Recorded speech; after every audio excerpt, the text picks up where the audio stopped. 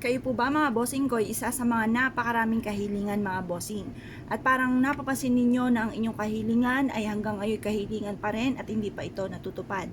Meron po ako i-share sa inyo po mga bossing ko upang sa ganon, ang ating mga kahilingan, yung mga wishes po natin ay kaagad nating ma-achieve mga bossing. Ngayon pa mga bossing, ano po yan? Kailangan lamang po natin mga bossing ko ng isang malinis na papel.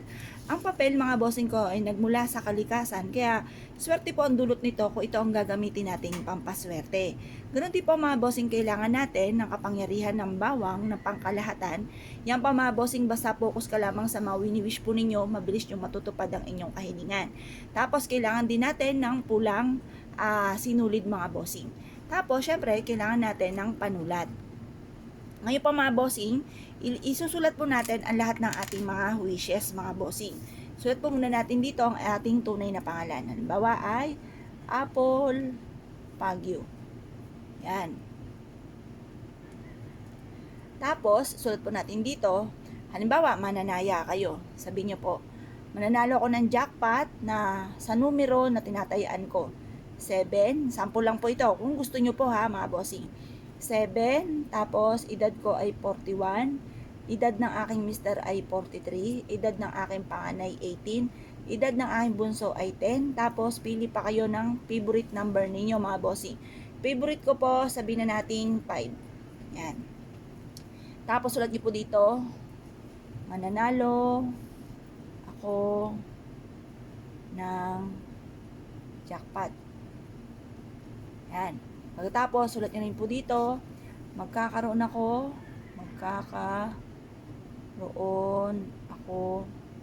ng malaking bahay. Yan. Pagkatapos, magkakaroon ako ng magagarang sasakyan. Tapos, magkakaroon ako ng negosyo na dito na ako yayaman. O yan. Pagkatapos, bahala na po kayo na magdagdag ng mga wishes po ninyo. Pagkatapos ito mga bossing ko, kunin po natin itong ating bawang. Gagawin po natin to lahat mga bossing ko na nakaharap ka sa may silangan na 6:30 or kaya po alas 7. Matatapos ito, ibibilad po muna natin ito hanggang alas 8 ng umaga. At pagkatapos po niyan mga bossing, ang gagawin po ninyo, tutupiin nyo po ito. Yan, tutupiin po natin. At pagkatapos ay itatali po natin ito ng kulay pula. Tapos, tatalian po natin siya. Yan.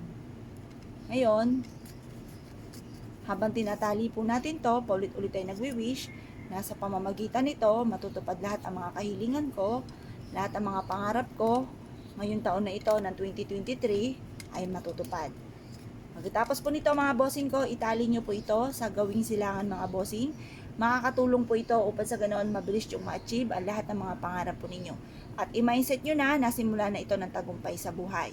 Mas mainam kapag gagawa ka ng mga pampaswerte, sikreto lamang po ito, huwag nyo muna itong ipagsasabi. Kasi pag may nakaalam, may mga kumukontra, hindi ka pa yumayaman, hindi pa natutupad ang mga pangarap, na kontra na kaagad kasi nakaingitan ka kaagad mga bossing. Kaya kailangan sikreto nyo na lamang. Ngayon po mga bossing, hayaan nyo na silang ma-amaze dahil nababago ang takbo ng inyong pamumuhay. Ang dami mga napupundar ninyo hanggang sa sila ay magtanong kung anong sikreto po ninyo.